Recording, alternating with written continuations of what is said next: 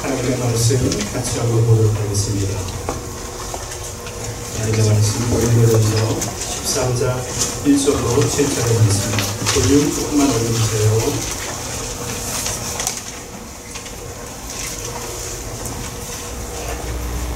고린도전서 13장 1절로 7절의 말씀입니다. 제가 한번 봉독해 드리도록 하겠습니다.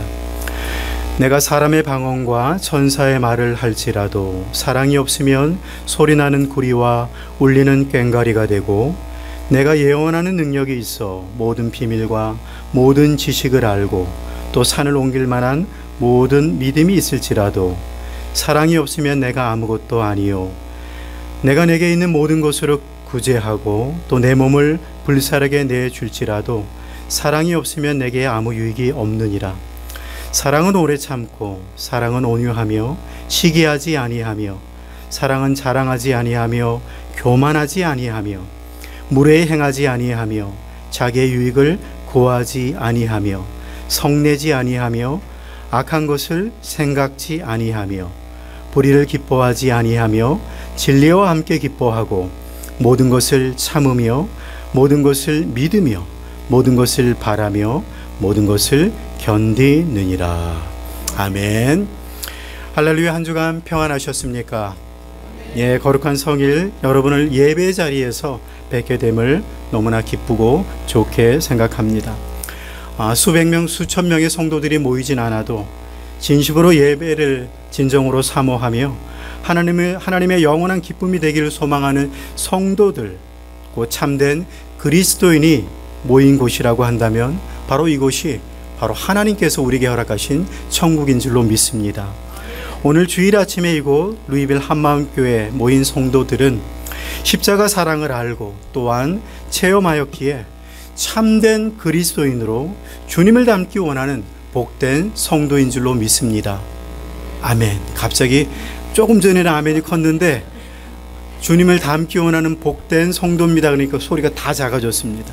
자, 아멘이라는 것은 내가 그렇게 아니할지라도 어떻게 해요? 그렇게 되기를 원합니다라는 우리의 위시를 표현하는 거라고 말씀을 드렸습니다. 다시 한번 여러분에게 반복해서 같이 한번 말씀드리도록 하겠습니다. 오늘 주일 아침 이 거룩한 성전 한마음교회에 모인 성도들은 십자가 사랑을 알고 또한 체험하였기에 참된 그리스도인으로 주님을 닮기 원하는 복된 성도인 줄로 믿습니다. 아멘. 바로 이게 바로 믿음의 고백인 것이죠. 주님을 닮는다라는 것은 주님의 자녀라는 사실을 말해주는 외적인 증거라고 저는 믿고 있습니다. 자, 자녀는 누구를 닮습니까? 그렇죠?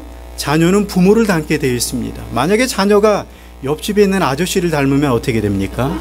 큰일 납니다. 결코 있어서는 안 되는 일이죠. 분명한 것은 자녀는 부모를 닮게 되어 있다라는 거죠. 바라기는 오늘 함께하는 모든 한마음의 성도들이 주님을 꼭 닮아 작은 예수가 되어 가정과 지역에서 또한 선한 영향력, 주님의 사랑을 실천하는 우리 모두가 되시길 주님의 이름으로 간곡히 부탁을 드립니다. 우리 좌우에 계신 분과 한번 인사를 나누겠습니다. 참 잘 오셨습니다. 사랑하며 축복합니다.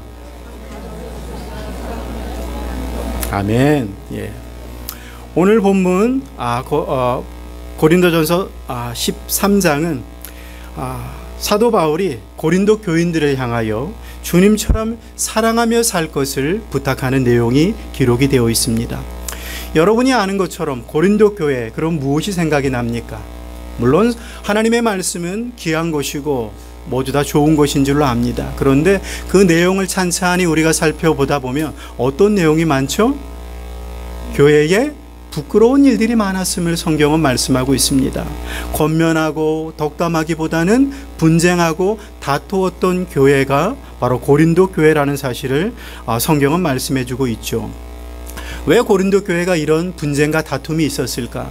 성경을 찬찬히 읽다 보면 이유가 있었습니다. 그것은 저마다 하나님께서 허락하신 은사가 있는데 그 은사를 사용함에 있어서 서로 경쟁하고 서로 내 것이 좋다라고 하다 보니까 그것이 협력하는 것이 아니라 분쟁의 원인이 되었음을 성경은 말씀하고 있다라는 거죠. 그래서 분쟁하고 다투기보다는 성경은 이렇게 말씀합니다. 오늘 읽지는 않았지만 고린도전서 12장 마지막 절 31절에 보게 되면 너희는 더 큰 은사를 사모하라 라고 말씀하고 있습니다. 여러분 너무나 성경을 잘 알고 있죠. 더 큰 은사가 무엇을 의미합니까? 사랑. 한 분이 말씀하셨습니다. 자, 모든 분이 안다고 생각하고 한번 대답해 주시기를 바랍니다. 너희는 더 큰 은사를 사모하라. 더 큰 은사가 무엇입니까? 사랑이라는 것이죠. 가장 중요한 것, 우리가 교회를 섬기기 위해서 하나님께서 이 모양 저 모양의 은사를 주신다 할 때에 그 모든 은사가 하나같이 다 소중한 은사입니다. 그런데 더 큰 은사가 있으니 바로 사랑이라고 말씀하고 있다는 거죠. 결국 교회 안에서 가장 큰 은사인 사랑만 넘친다면 교회에서 발생할 수 있는 모든 분쟁과 다툼 모두 사라지게 되는 줄로 믿습니다. 성도 여러분, 어떻게 사는 것이 주님처럼 사랑하며 사는 것일까요? 우리는 성경을 통해서 너무나 잘 알고 있다라고 확신하지만 우리의 현실을 보게 되면 우리가 제일 하기 힘들고 제일 못하는 것 중에 한 가지가 무엇일까? 사랑이요. 사실 그 답변을 제가 하려고 그랬습니다. 세상을 살아오면서 제가 올해 57이 되었는데 57년의 인생을 살면서 제가 가장 못하는 게 무엇인가 생각했더니 바로 사랑하며 사는 것. 하나님은 우리더러 사랑하며 살라고 말씀하고 있는데 제가 예수님을 믿고 난 이후의 모습을 보아도 제일 못하는 거 사랑하며 사는 것이라는 사실을 깨닫게 되었다는 거죠. 그래서 오늘 성경을 통하여 여러분과 한번 돌아보기를 원합니다. 성경을 준비하면서 사실 우리 성도들에게 외치는 말씀이 될 수 있지만 저 자신에게 먼저 이 말씀을 고백하며 원고를 쓰게 되었습니다. 먼저 오늘 본문 고린도전서 13장 1절부터 3절의 말씀을 통하여 사랑이 없는 은사는 아무런 소용이 없다라고 사도 바울은 이야기하고 있습니다. 여러분, 은사가 무엇입니까? 은사 너무나 잘 알고 있죠. 은사로 번역된 헬라어 카리스마. 우리가 세상에서도 카리스마라는 단어를 많이 접하고 있습니다. 어떤 의미로 사용합니까? 카리스마 그러면 리더십이 강한 어떤 의미로 많이 이해를 하고 있죠. 근데 원어적인 의미로 말한다면 카리스마는 은혜로 주어진 선물이라는 뜻을 가지고 있습니다.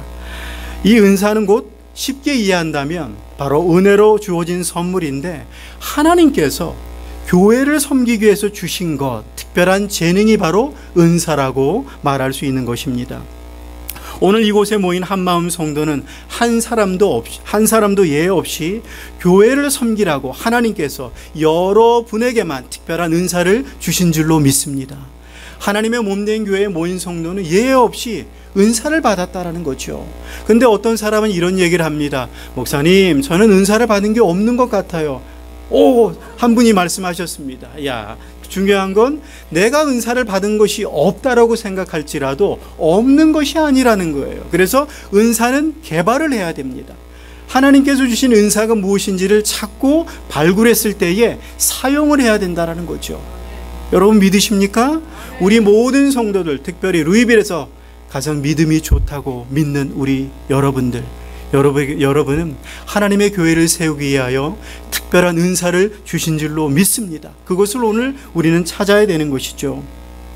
자, 교회를 섬기라고 주신 특별한 은사를 소유하게 되었으나 일례로 우리 교회 얘기가 아닙니다. 바로 2000년 전에 고린도 교회 얘기를 여러분에게 말씀을 드립니다. 고린도 교회에는 저마다 하나님이 주신 은사가 있었는데 은사를 바르게 사용하지 못하다 보니 은사로 인하여 사람들끼리 분쟁하고 싸우게 되었다라는 거죠. 오히려 은사를 바르게 사용하지 못하면, 은사를 바르게 사용하지 못한다라는 것은 어떤 의미가 있습니까? 성경 맥락을 통해서 알게 되는 것은 사랑에 근거하지 않은 은사 사용은 유익함이 없다라는 것입니다. 오히려 그것은 해가 될 수 있다라고 성경은 말씀하고 있는 것이죠. 그래서 고린도전서 13장 1절은 이렇게 말씀합니다. 13장 1절 우리 한번 보면서 같이 읽도록 하겠습니다. 13장 1절 한번 보여주세요. 13장 1절입니다. 같이 한번 읽겠습니다. 13장 1절 시작. 내가 사람의 방언과 천사의 말을 할지라도 사랑이 없으면 소리나는 구리와 울리는 꽹과리가 되고. 여러분 어떻습니까? 방언하는 거 좋은 겁니까? 나쁜 겁니까? 좋은 거예요. 하나님께서 방언을 통하여, 물론 방언에 대한 해석이 분분할 수는 있습니다. 그런데 우리가 하나님께 천사의 언어로 기도한다는 조건으로 방언을 한다고 할 때에 방언은 결코 나쁜 것이 아니라는 거죠. 그리고 천사의 말을 했다라고 말합니다. 자, 남들이 알지 못하는 언어로 하나님께 기도할 수 있다는 건 축복이라는 거죠. 그런데 내가 방언과 천사의 말을 할지라도 사랑이 없으면, 사랑이 전제되지 않은 방언과 천사의 말은 울리는 꽹과리에 지나지 않는다고 말씀하고 있습니다. 모든 사람이 좋아할 만한 그런 방언과 천사의 말일지라도 그것이 사랑에 근거한 것이 아니라고 할 때에 그것은 울리는 꽹과리, 사람을 기쁘게 하는 언어가 아니라 사람을 괴롭게 하는 언어가 될 수 있음을 성경은 말씀해 주고 있습니다. 2절을 또 한번 읽어보겠습니다. 2절, 자, 시작. 내가 예언하는 능력이 있어 모든 비밀과 모든 지식을 알고 또 산을 옮길 만한 모든 믿음이 있을지라도 사랑이 없으면 내가 아무것도 아니요. 예언하는 능력, 미래를 미리 볼 수 있는 능력을 갖는다는 거 좋은 거 아닙니까? 남들보다 앞서 볼 수 있고 그것을 교회의 이로움을 위하여 사용할 수 있다면 너무 좋은 것이죠. 그리고 모든 비밀과 모든 지식을 알고, 자, 남들보다 성경을 많이 아는 사람이 우리 교회 안에 있을 수 있습니다. 우리 성도들 가운데도 정말 주야로 말씀을 묵상하고 첫 마디만 나오면 줄줄 흐르는 분들도 있습니다. 얼마나 성경을 안다라는 건 복이 될 수 있다라는 것이죠. 또 산을 옮길 만한 믿음이 있다라고 말합니다. 믿음 좋은 것 결단코 나쁜 것이 아니죠. 그런데 성경은 이렇게 말합니다. 예언의 능력도 있고 비밀도 알고 또 성경의 많은 지식을 알고 있고 또 산을 옮길 만한 큰 믿음이 있을지라도 만약에 그런 성도가 사랑이 없다면 아무것도 아니라고 말하고 있습니다. 은사는 교회의 이로움을 위하여 사용해야 되는데 그 좋은 은사가 사랑에 근거하여 사용하지 아니할 때에 그것은 아무런 유익이 없다라는 것을 성경은 말씀해 주고 있습니다. 3절도 한번 보도록 하겠습니다. 3절 한번 읽습니다. 시작. 내가 내게 있는 모든 것으로 구제하고 또 내 몸을 불사르게 내어줄지라도 사랑이 없으면 내게 아무 유익이 없느니라. 자, 모든 것을 구제한다고 말합니다. 내 것을 따로 떼어내어서 힘든 사람한테 도움을 주는 것 얼마나 좋은 겁니까? 구제도 은사라고 말합니다. 일반 사람들은 내 것 떼어주는 거 쉬웁니까? 어렵습니까? 어려워요. 내 것 아끼는 사람들 정말 내 것 떼어서 남 나눠주는 것 어렵다라는 거죠. 그런데 그 구제를 행했음에도 불구하고 사랑이 없는 구제가 있을 수 있다라고 말합니다. 왜 그럴까요? 보여주기 위한 구제 있을까요? 없을까요? 어떤 사람들이 구제하고 아주 멋진 팜플렛 만들어 놓고 사진까지 찍습니다. 우리는 구제했습니다. 구제는 어떻게 해야 됩니까? 오른손이 하는 일, 왼손이 모르게 하라고 성경은 말씀하고 있는데 보통 사람들이 하는 구제는 뭡니까? 저는 구제 많이 했습니다 하고 세상에 알리는 사람들이 많다라는 거죠. 교회 안에서도 섬길 때 구제할 수 있습니다. 구제는 결코 나쁜 것이 아닙니다. 구제한 것을 남들한테 공연하게 알리면서 구제하고 있을 때 그 구제는 득이 되지 못한다라는 거죠. 그 도움을 받은 사람은 개인은 감사할 수 있지만 모든 사람이 그 내용을 알고 있을 때 구제받은 것이 기쁘기보다는 오히려 마음이 아프게 될 수도 있다라는 것이죠. 사랑에 근거하지 않는 구제는 오히려 해가 될 수 있다라고 성경은 말씀해 주고 있습니다. 계속해서 사도 바울은 고린도전서 13장 4절 7절의 말씀을 통하여 가장 큰 은사인 사랑의 특징과 정의를 이야기해 주고 있습니다. 우리의 구원자이시며 주님 되신 예수님께서 십자가에서 보여주신 가장 큰 은사, 사랑은 무엇을 의미합니까? 우리가 사는 날 동안 반드시 소유해야 하고 천국문 앞에서 하나님께 보여드려야 할 것, 바로 예수님을 닮은 증표죠. 무엇입니까? 바로 사랑이라는 것입니다. 사랑이 신자들 사이에서 너무나 중요하기 때문에 바울은 그 사랑을 좀 더 자세하게 풀어서 말씀해 주고 있습니다. 과연 성도들의 삶 속에서 그런 사랑이 어떤 모습으로 나타나야만 하는 것일까? 함께 또 4절을 한번 읽어보도록 하겠습니다. 4절 시작.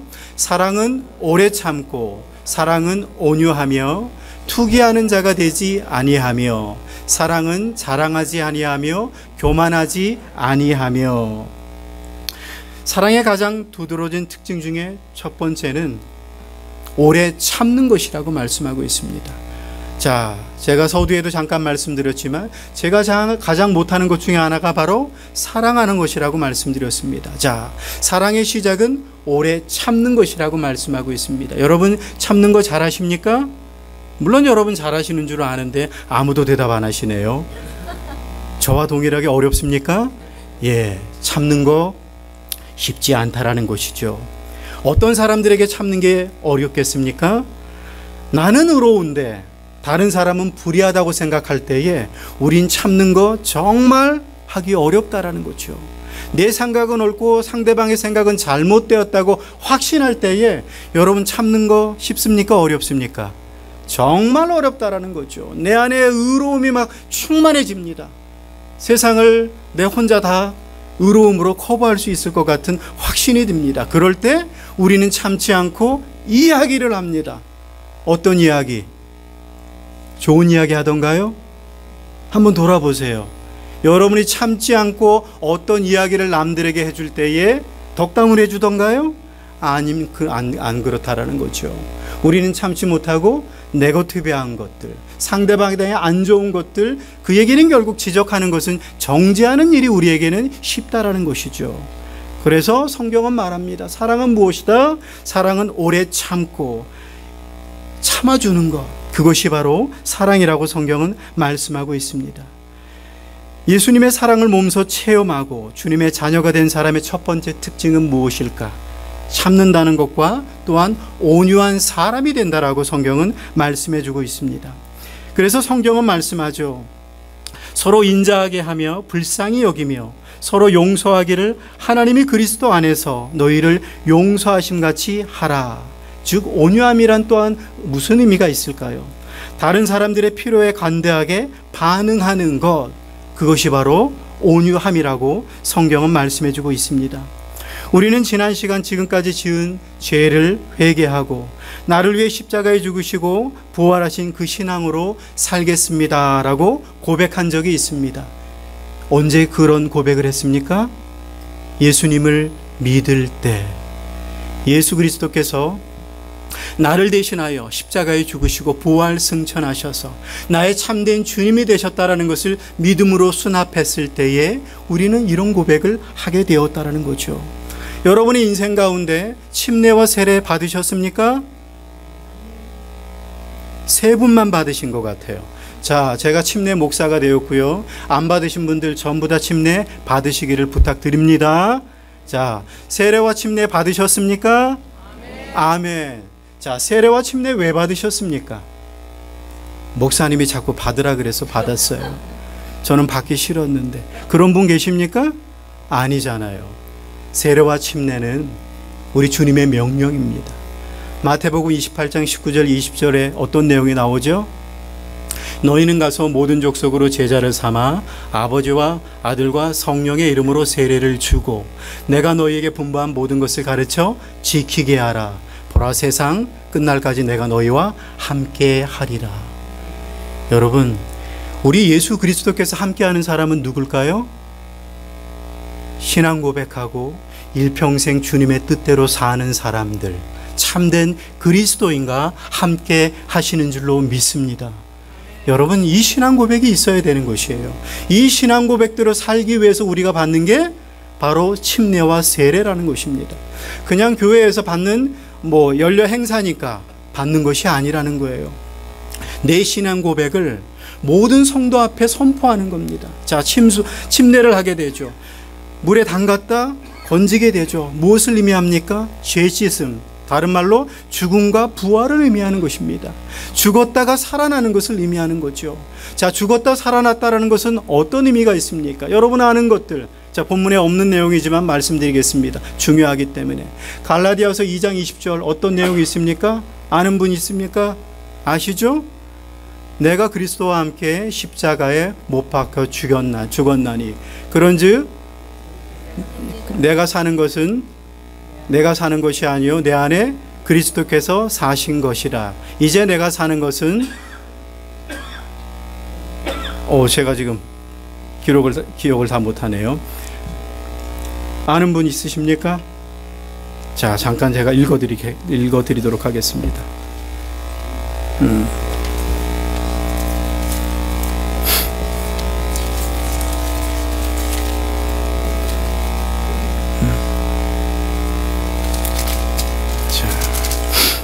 갈라디아 2장 20절입니다. 제가 읽어드리겠습니다. 내가 그리스도와 함께 십자가에 못 박혀 죽었나니 그런즉 이제는 내가 사는 것이 아니요 오직 내 안에 그리스도께서 사시는 것이라. 이제 내가 육체 가운데 사는 것은 나를 사랑하사 나를 위하여 자기 자신을 버리신 하나님의 아들을 믿는 믿음 안에서 사는 것이라. 자, 이 갈라디아서 2장 20절의 말씀을 통해서 어떤 의미가 있습니까? 예수님 죽으셨을 때 누가 죽었습니까? 나도 거기에 같이 죽었다라는 것입니다. 예수님 부활하셨을 때 나도 같이 살아났다라는 거죠. 그리고 지금 내가 사는 인생은 누구의 것이다? 하나님의 것이라고 성경은 말씀하고 있어요. 그래서 내가 사는 것은 내 인생을 사는 것이 아니라 하나님의 인생을 살아 드리는 것, 바로 이것이 침례와 세례를 받고 일평생 하나님의 뜻대로 살고자 고백했던 사람들, 참된 그리스도인의 고백인 줄로 믿습니다. 바로 이 고백을 하는 사람들의 인생 가운데 바로 제일 먼저 찾아오는 것, 참된 사랑을 소유했을 때 참는 것과 온유함이 있다라고 성경은 말씀해주고 있는 것이죠. 그리고 5절 한번 또 보도록 하겠습니다. 5절 같이 한번 읽겠습니다. 시작. 무례히 행치 아니하며 자기의 유익을 굳이 아니하며 성내지 아니하며 악한 것을 생각지 아니하며. 자, 참된 사랑을 소유한 자, 그리고 그것을 행하는 것은 무례히 행하지 아니한다고 말씀하고 있습니다. 남의 감정을 상하게 하지 않는다라는 거죠. 여러분, 지난 한 주간 여러분의 모습 속에 무례히 행하는 모습이 행여 있지는 않았습니까? 그것은 주님을 닮은 모습이 아니라고 성경은 말씀하고 있는 것이죠. 사랑은 자신의 유익을 구하지 아니한다고 말씀하고 있습니다. 곧 예수님은 내 유익을 구하지 않았어요. 누구의 유익?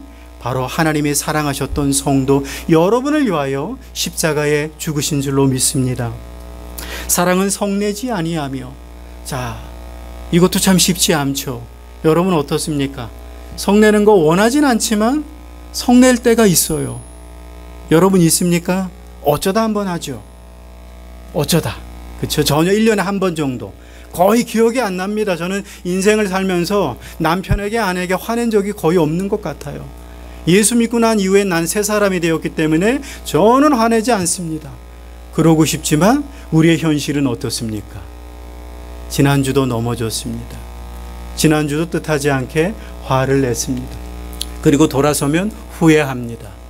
왜 내가 좀 더 참지 않고 화를 냈을까? 바로 이게 우리의 모습이라는 거죠.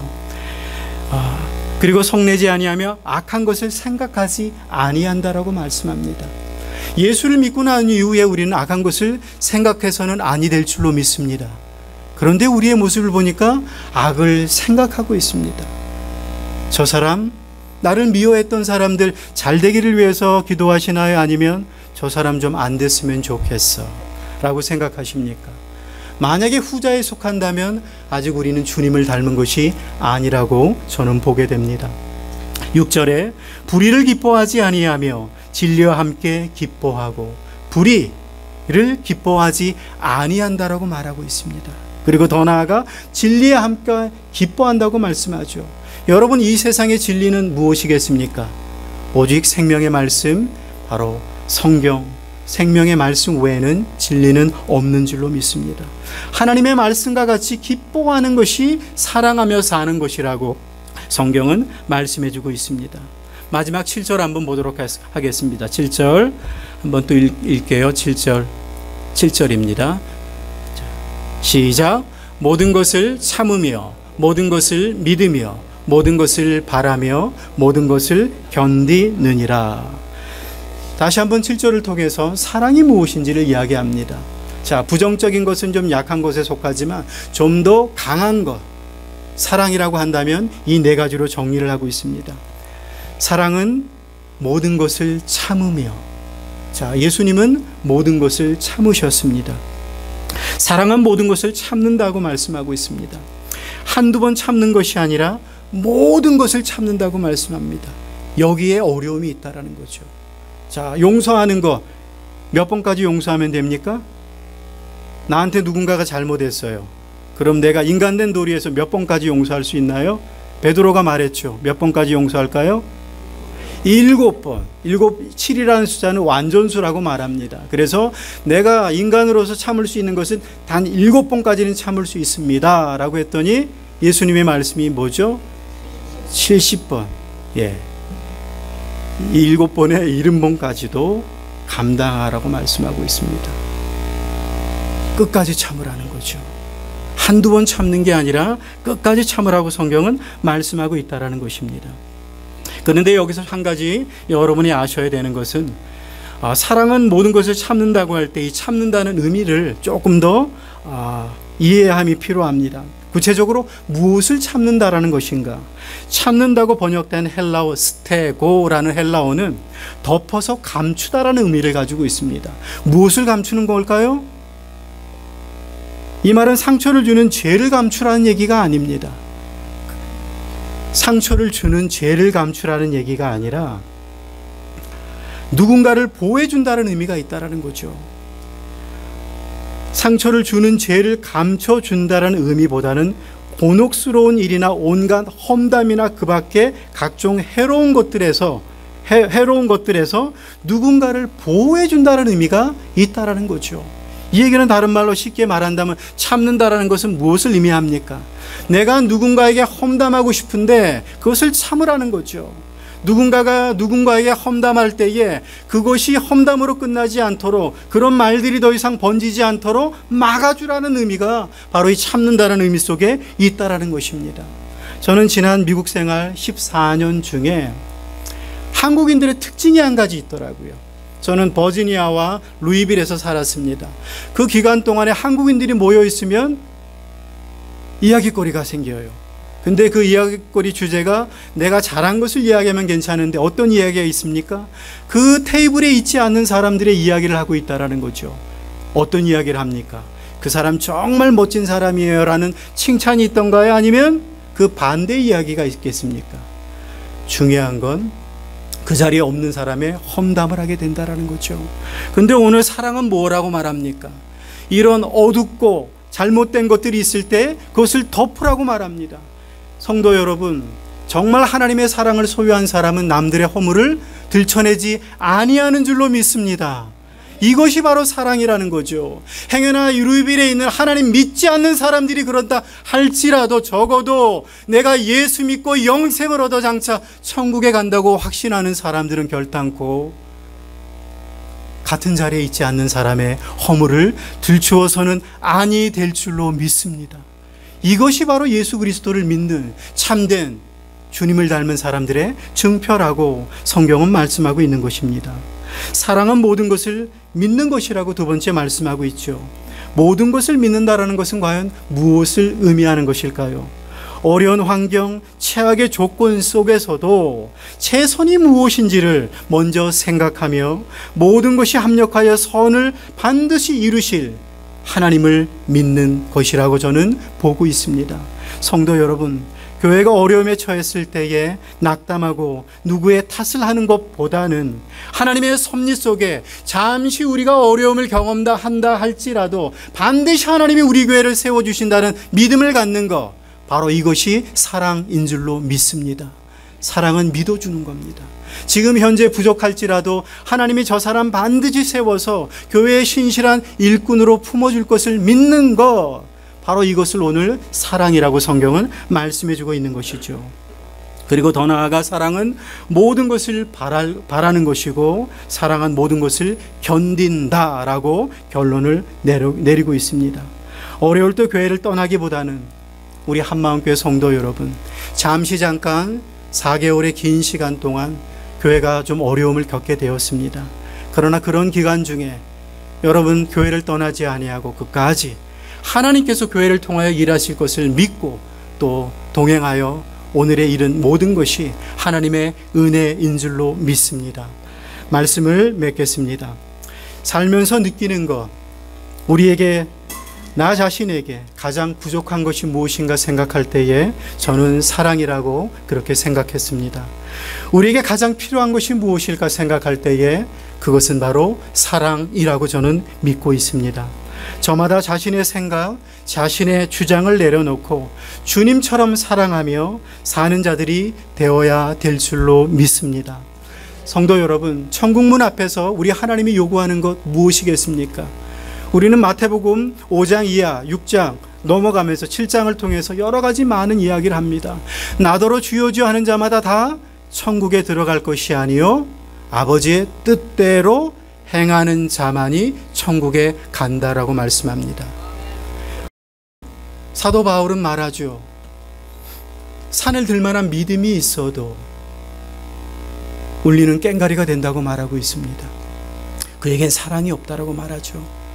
행여나 우리가 믿음이 있어서 천국에 간다고 말하지만 천국 문 앞에서 하나님이 우리에게 요구하는 것이 있다면 여러분 무엇이라고 생각합니까? 저는 그게 사랑이라고 보고 있습니다. 우리 하나님이 원하시는 것은 이 우리에게 주어진 인생 70년, 80년의 인생을 통하여 하나님이 원하시는 것 한 가지밖에 없었다라는 거죠. 그 인생을 통하여 주님을 닮았는지를 하나님은 원하신다라는 거죠. 믿음이 있노라 하지만 그 믿음으로 사람을 정죄하고 있다면, 나는 믿음이 좋지만 당신은 믿음 없는 것을 정죄의 대상으로 삼는다면 그것은 잘못된 믿음이 될 수 있다라는 거죠.